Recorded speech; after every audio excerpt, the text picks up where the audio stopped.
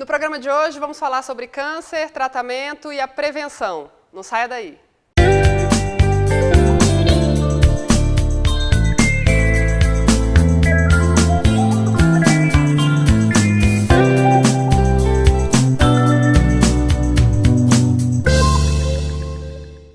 E para falar sobre esse assunto, eu converso agora com o Dr. Murilo Buzo e o Dr. Fernando Vidigal, oncologistas. Obrigado pela participação no programa. Doutores, vamos fazer um bate-papo e falar um pouquinho sobre o câncer na terceira idade. Então, eu queria começar perguntando, para que a gente consiga entender, né, quem está assistindo entenda, o que é o câncer? Bom, Maria, antes de mais nada, obrigado, né, pelo convite, pela oportunidade de poder falar um pouco do nosso dia a dia, da nossa atividade, né, que é a oncologia. Então, a primeira coisa que acho que é interessante a gente falar, esse termo câncer, ele vem lá dos idos tempos da Grécia Antiga, né, ele tem a ver com caranguejo. Então, a etimologia da palavra tem a ver com caranguejo. Por quê? Porque as primeiras identificações de tumores eram vistas como um tecido que infiltrava, né, que esparramava, como se fossem patas. E por isso ficou essa terminologia. O termo mais moderno é a oncologia, com o estudo dos tumores, né? Então, qualquer aumento de volume tem a terminologia de tumor, e a oncologia é a especialidade que estuda esses tumores. Mas o termo câncer, ele ficou na população, tem um estigma muito grande em relação à palavra propriamente dita. A gente sabe que as pessoas, quando ouvem falar em câncer, já é como se ouvissem um diagnóstico de morte, uma sentença pesada, e pior, às vezes uma sentença de morte com sofrimento. Então, isso é muito traumático, e eu acho que é importante a gente passar para as pessoas é que isso não é uma verdade.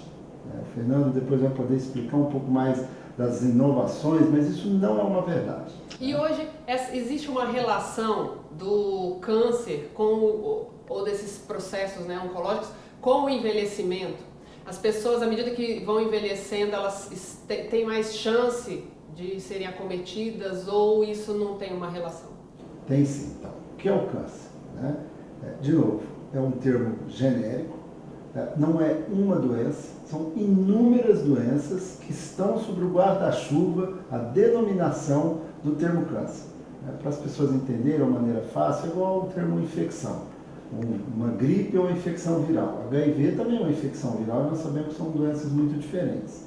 O câncer, ele guarda uma relação de definição muito semelhante. Então, um adenocarcinoma de estômago é uma doença absolutamente diferente do adenocarcinoma de pulmão. São doenças muito diferentes, né? O câncer, ele é uma doença que surge no DNA das células. Então, aquele DNA que todos temos, né?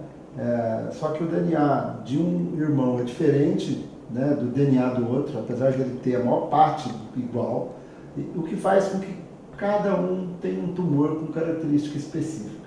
Então, são pequenos defeitos no DNA, que a gente chama de mutações. Essas defeitos, essas mutações, em algum momento, fazem com que aquela célula cresça desordenadamente. Ela não respeita mais o tecido. Então, essa proliferação de células doentes, mutadas, é que tem a terminologia de câncer. Se é uma célula da mucosa do estômago, é um adenocarcinoma de estômago. Se é uma célula das glândulas do pulmão, é um adenocarcinoma de pulmão. E assim sucessivamente. E isso, doutora, pode estar relacionado com hereditariedade? Existe uma preocupação se na família eu tive um caso, aconteceu algum problema, alguém apresentou essas complicações? Existe? Por que surge o câncer, né? Por que a doença existe, né? Então, em torno de 10 a 15% dos casos, de uma maneira geral, são hereditários. Os outros, eles vão surgir nas pessoas ao longo da vida, né? Você estava perguntando a questão da idade. Por que é mais comum o câncer em idoso? Criança também tem, mas os tipos de tumores em criança é muito diferente dos tumores do idoso, certo? O que eles são? Alguns tumores que existem em criança são raríssimos em idosos, certo? Agora, com o envelhecer, ao longo da vida, o indivíduo vai se expondo a fatores de risco. Fumar cigarro, um único cigarro, pode causar câncer? Não. Por outro lado, 3 fumadas tem uma probabilidade do indivíduo ficar viciado de 33%. Mas não é um único por dia, é um único na vida? Ou é um único por dia? É um exemplo. Um único cigarro vai causar a vida inteira? Não. Qual é o risco de fumar um cigarro? É que o indivíduo que experimenta, criança ou adolescente que experimenta cigarro, 3 fumadas, cada 3 fumadas, um vai ficar viciado. E aí ele vai fumar para o resto da vida. Uma parte dos tumores, em torno de 10 a 15% dos tumores são hereditários, ou seja, existe uma mutação nos genes dos pais. Quando esse DNA passa para o filho, ele leva essa mutação no filho. O filho então carrega essa mutação. E aí, ao longo da vida, ele pode vir a ter câncer. Um exemplo que está muito conhecido é da atriz Angelina Jolie. A mãe dela tinha um tipo de mutação na célula, chamada BRCA. Essa mutação faz com que a pessoa tenha um risco maior de ter câncer de mama ou de ovário, de endométrio. Então ela foi estudado o gene da mãe, viu que tinha BRCA, estudaram o da filha, ela também tinha, e o que motivou ela a fazer um tratamento preventivo, profilático. Então esses são os casos de cânceres hereditários. Ela poderia nunca desenvolver esse câncer? Ou é muito difícil? Mais provável é que ela tivesse. É uma questão de análise de probabilidades. Né? Por isso que essas situações de história familiar, então acho que é importante a gente já orientar as pessoas no seguinte sentido. Em torno de 10 a 15% é hereditário. Aquelas pessoas que têm na sua família múltiplos casos, do mesmo tipo de tumor, e principalmente gente jovem, então câncer de mama em menos que 40, câncer de próstata em menos que 40 anos, câncer de intestino em menos do que 40 anos, ou outros tumores antes dos 40 anos, em múltiplos casos da família, os demais membros devem procurar um especialista e discutir o seu caso. Provavelmente haverá uma estratégia de prevenção específica, né, ou de detecção precoce. Os outros 80% dos casos, eles surgem ao longo da vida. De que maneira? O indivíduo vai se expondo aos fatores de risco. Então, o indivíduo que fuma, ao longo da vida, os carcinógenos que a fumaça do cigarro contém vão agindo nas células do pulmão, vão entrando na circulação e agindo no organismo, e aumentando o risco do câncer de pâncreas, do câncer de colo de útero, do câncer de orofaringe, né? E também o do pulmão, que é o contato direto. Né? Então, o fator de risco exposto ao longo da vida é que aumenta o risco do indivíduo ter um câncer. E isso serve para sedentarismo, obesidade? No caso do as causas em geral. O que a gente conhece das causas hoje? A gente sabe que quem fuma tem uma incidência muito mais alta de câncer e mais jovem, principalmente de câncer de pulmão. Em torno de 80 a 90% dos cânceres de pulmão estão relacionados ao cigarro, seja ele ativo, que é o fumante, ou passivo, que é o companheiro, a pessoa que mora no mesmo ambiente, ou a pessoa que mora na fazenda, que tem fogão a lenha dentro de casa, que fica aquela fumaça do fogão a lenha. Então essas pessoas, essas senhoras, têm também um risco maior de ter câncer de pulmão, porque elas ficam inalando aquela fumaça ao longo da vida. Né? A gente sabe que a poluição, pessoas que trabalham em situações de alto índice de poluição ao longo da vida também terão um risco maior de ter câncer de pulmão. Outra causa conhecida é a alimentação. Né? Então nós sabemos que a população que tem uma dieta rica em gordura animal tem um risco maior de ter câncer de intestino do que aquela população que tem uma dieta equilibrada, com verduras, legumes, frutas. Essa população tem um risco menor. Nós vamos falar no próximo bloco de formas de prevenir, tratamento, mas eu fiquei com uma dúvida para a gente fechar esse bloco e levar para o outro. E quem já chegou num certo ponto da vida, numa certa idade, né? Envelheceu depois dos 60 anos e de repente fez tudo isso aí da forma como foi colocado, errou em tudo, não fez exercício, não fez isso, não fez aquilo. O que essa pessoa pode fazer hoje para tentar se prevenir? São 2 aspectos. Primeiro, nunca é tarde para mudar um comportamento inadequado. Então, parar de fumar, fazer atividade física, vai melhorar a condição clínica dele hoje, de imediato. é óbvio que os riscos que ele se expôs, eles já existem. Então ele vai adotar estratégias chamadas de detecção precoce. Então entenda, uma coisa é prevenir para não ter. Igual a gente trata o mosquito da dengue para não ter dengue, a gente tira o cigarro para não ter câncer, certo?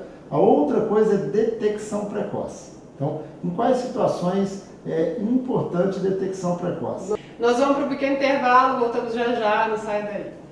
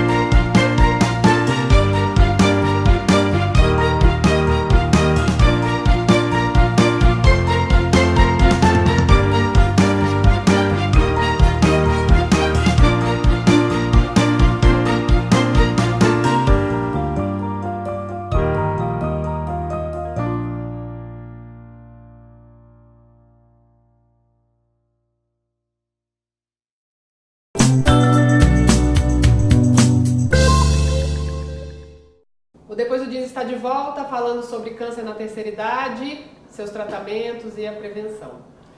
Doutor Fernando, nós falamos no primeiro bloco sobre o que é o câncer, o doutor Murilo explicou muita coisa relacionada ao problema e a prevenção, enfim. E a detecção, que ele chegou a comentar também, como é que funciona essa parte do processo da oncologia nessa parte, né, enfim, em relação ao paciente ou às pessoas que estão temerosas de apresentarem problema? Ok. Em relação ao objetivo principal, nosso objetivo é primeiro evitar a doença, a prevenção. Para isso já foi explicado, o Murilo já bem dissecou essa questão. Uma vez alcançados esses objetivos, ou seja, os pacientes pararem de fumar, adotarem estratégias de hábito de vida saudáveis, o principal objetivo é detectar os principais tumores passíveis de uma detecção precoce no momento em que intervenções simples podem levar à cura do paciente. Ou seja, quanto mais precoce um processo tumoral, um determinado tipo de câncer for detectado, maiores são as chances de cura. Infelizmente, as estratégias de detecção precoce elas são elegíveis para alguns tipos de tumores. Infelizmente, não para todos os tumores. E graças a essas estratégias de prevenção, e a gente pode conversar um pouquinho mais sobre isso, a gente vem observando uma melhora em termos de resultados, de desfechos, em termos de pacientes vivos pós-tratamento. Infelizmente, esse avanço ele não foi no mesmo nível para aqueles tumores em que nós não temos estratégias de detecção precoce. E quais são os principais sinais que o nosso corpo dá? À medida que vamos envelhecendo, e de repente que facilitaria essa detecção. E o tempo também que nós devemos procurar, né? O médico para estar ali dentro daquele, como é que fala? Daquela janela, não sei, ou daquele momento bom para detectar. Na verdade, Gabriele, o grande objetivo é detectar uma lesão tão precoce que ela não seja nem perceptível clinicamente. Ou seja, o paciente não apresenta qualquer sintoma da doença e a partir de exames que se indica de acordo com a faixa etária daquela população mais frequentemente acometida, daqueles tumores esporádicos, a gente institui essas medidas e aí se detecta tumores numa fase dita pré-clínica, ou seja, antes de produzir sintomas. Esse é o grande objetivo. Mas, obviamente, em termos de educação da população que nos ouve, é muito importante destacar que o paciente tem que estar sempre atento aos sinais do seu corpo. Então, as pacientes, por exemplo, que notam alguma alteração na sua mama, e geralmente essa alteração ela surge a partir de uma nodulação, de algum abaulamento perceptível na mama, os pacientes, obviamente, eles têm que procurar ajuda, e assim com os homens em relação a uma série de outros sintomas, sejam eles de ordem urinária, de ordem gastrointestinal, respiratória, ou seja, a partir do momento que o corpo der sinais de que algo não está funcionando adequadamente, esse paciente, obviamente, ele tem que procurar o atendimento. Mas, repito, o objetivo primário das estratégias de prevenção, de rastreamento, detectar lesões que são imperceptíveis clinicamente. E existe assim um tipo de câncer mais comum em mulheres ou homens após os 60 anos? Nessa faixa etária, o que é mais fácil de acontecer ou que acontece com mais frequência? Do ponto de vista epidemiológico, na população brasileira, os tumores mais frequentes, cerca de 25% de todos os tumores, são os tumores de pele não melanoma, ou seja, aqueles tumores que surgem em populações de pele clara, expostos ao sol em demasiado, e são tumores, os vasos celulares, os escamos celulares. Excetuando-se esses tumores, em homens o tumor mais frequente é o tumor de próstata, em mulheres o tumor mais frequente é o tumor de mama. Lembrando que, apesar de serem mais frequentes, eles não são os tumores que mais levam à morte. Na verdade, o tumor que mais leva à morte é o câncer de pulmão. Felizmente, esses tumores mais frequentes no homem e nas mulheres, eles sim são passíveis de uma detecção precoce a partir de estratégias de rastreamento. Doutor, uma vez que foi detectado, né, independente do estágio, e aí, de repente, o senhor vai falar do tratamento, quais são os tratamentos e existe essa diferença do tratamento, se for um câncer no início ou se é aquele que foi encontrado mais tarde, e se esses tratamentos também hoje trazem, como é que eu vou dizer, uma melhora às vezes menos dolorida, porque a gente ouve falar às vezes da químio, da rádio. Tem coisa nova e que é mais fácil de levar? Sim, exatamente. Então, do ponto de vista, uma vez que se diagnostica um câncer, o primeiro passo é saber quão avançado está esse tumor. Então, nós chamamos isso de estadiamento. Como eu disse, o ideal é sempre detectar o mais precoce possível. Nesse cenário, o tratamento com certeza vai ser o menos invasivo possível e com melhores resultados. Mas uma vez que se diagnostica um tumor e se faz um estadiamento, de acordo com o local do tumor e de acordo com o quão avançado, se usa uma série de estratégias. Em termos de tratamento oncológico, os tratamentos clássicos, talvez o primeiro tratamento foi o tratamento cirúrgico. Nós obtivemos, principalmente nas últimas 2 décadas, uma série de avanços em termos de técnicas cirúrgicas, de cirurgias minimamente invasivas, algumas cirurgias operadas inclusive por seres humanos, mas realizadas por robôs. Então, no campo da cirurgia nós avançamos muito. Do ponto de vista de técnicas de radioterapia, que é uma estratégia também de tratamento localizado, as técnicas melhoraram muito, com tratamentos cada vez mais direcionados para o tumor, poupando os arredores do tumor. E os avanços em termos de tratamentos sistêmicos, a mesma coisa. A gente observou ao longo das últimas 2 décadas o surgimento de uma série de opções de tratamentos quimioterápicos. É importante destacar que quimioterapia não é uma palavra só. Existem mais de 800 tipos de quimioterápicos, tá ok? Então, existem quimioterápicos que fazem o cabelo cair, outros que não fazem o cabelo cair. Existem quimioterápicos que levam classicamente a sintomas conhecidos como náuseas e vômitos, outros não. E nós avançamos muito nessa área. Avançamos muito com o número de opções de quimioterápicos e avançamos principalmente com o número de opções de medicamentos que suportam o uso desses medicamentos, ou seja, aqueles medicamentos que fazem com que o paciente não apresente reações graves, efeitos colaterais significativos. Nós avançamos na quimioterapia e uma área que avançou muito, sem sombra de dúvidas, na última década, é o desenvolvimento de terapias, dito terapias-alvo, que são medicações que vão atuar especificamente em pontos de alimentação de cada tumor, e são pontos que, uma vez inibidos, fazem com que o tumor regrida. Nós avançamos muito com medicações chamadas anticorpos monoclonais, que são medicações que inibem, por exemplo, a vascularização, ou seja, a chegada de sangue, de nutrientes para esse tumor. E nós vemos agora, nos últimos 5 anos, e principalmente nesse último ano, um avanço muito grande em termos de estratégias que levam a uma resposta do próprio sistema imune do paciente contra os tumores. Então, provavelmente nos próximos anos, a oncologia, os tratamentos sistêmicos vão caminhar muito pelo lado da imunoterapia, ou seja, medicamentos que despertem o sistema imune do paciente para, a partir desse despertar, ele combater os tumores. Então, os avanços foram muitos, a gente ainda tem que avançar muito, porém, os avanços foram significativos e impactam hoje na sobrevida, no tempo de vida desses pacientes. E nessa melhora do prognóstico, hoje o paciente quando recebe o diagnóstico, vocês, lógico, conduzem individualmente, né? A terapia para cada um. Mas existe já um conforto maior por parte do paciente em saber que tudo isso vai ajudar de alguma forma? Sem sombra de dúvida.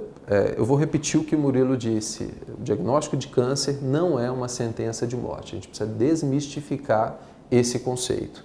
Hoje os nossos pacientes conseguem sim ter qualidade de vida antes, durante e depois do tratamento. Então a gente precisa primeiro desmistificar esse tema e deixar bem claro que uma vez que o paciente tem o diagnóstico, o paciente tem que enfrentar o problema, ele tem que se focar no seu tratamento, obviamente procurando um médico de confiança, procurando um centro que tenha a expertise adequada para tratá-lo e um médico que do ponto de vista prático esteja ao seu lado para corresponder às expectativas desse paciente. Eu acho que essa combinação ela é a combinação ideal, um paciente focado, com uma equipe médica capacitada, essa é a melhor combinação. Doutor Murilo, para encerrar então, aproveitando que o doutor Fernando já iniciou, né, esse pequeno processo aí, que eu ia concluir com isso, na sua opinião, o que a pessoa em casa tem que entender sobre o que a gente conversou, sobre o câncer, sobre a oncologia, tendo ou não passado por isso, conhecendo alguém que passou, qual que é a lição que a gente pode tirar de tudo isso como aprendizado, entendeu? Assim, o que tem que ser feito e o que o paciente, lógico, na clínica de vocês recebe para que ele consiga enfrentar uma situação que a gente, quando entende ou escuta falar, já teme, né? São alguns pontos interessantes. Primeiro, de novo, né? Não temam a doença. Vamos desmistificar o termo, tá certo? Câncer existem situações graves, existem, mas a maior parte delas são absolutamente tratadas. Então você tem câncer que é prevenível, você tem câncer que você cura de maneira simples, você tem tumores que tratamento de quimio e radioterapia é absolutamente curativo. Tem os tumores que não são curáveis, né? Mas tem situações cardiovasculares que também não são, né? Tem as doenças crônicas, como o diabetes, uma pressão alta, o indivíduo tem uma leucemia mieloide, ele vai tomar um medicamentozinho, um comprimido, como ele toma um comprimido para pressão alta, né?